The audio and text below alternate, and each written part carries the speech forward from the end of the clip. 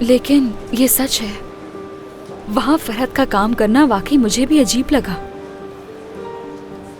तुम जानती थी ना फरहत वहाँ काम करता है। ये क्या बात कर रही हो तुम मुझसे नवाल? मैं तो उससे बात तक नहीं करती हूँ। क्या तुम्हें पता नहीं कि उसने मेरे साथ क्या किया? मुझे नहीं पता, और ऐसा लगता है कि तुम्हें यासिर ने बताया होगा। इस बात का क्या मतलब है तुम्हारा नवाल? अगर मुझे मालूम होता तो मैं तुम्हारे साथ ऐसा करती?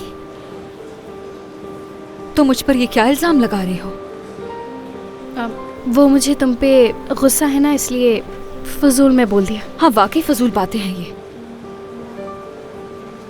वैसे इत्तेफाक भी हो सकता है ये।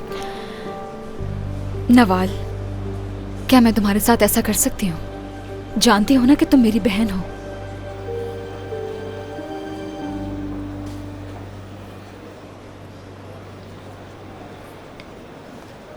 अम्मी हुमैरा आ गई। चलो घर चलते हैं, देर हो रही है। तो ठीक है, हम तैयार हैं। कहो तो मैं भी चलूं?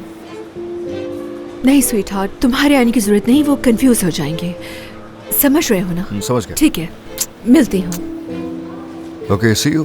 फिर मिलेंगे। चलो।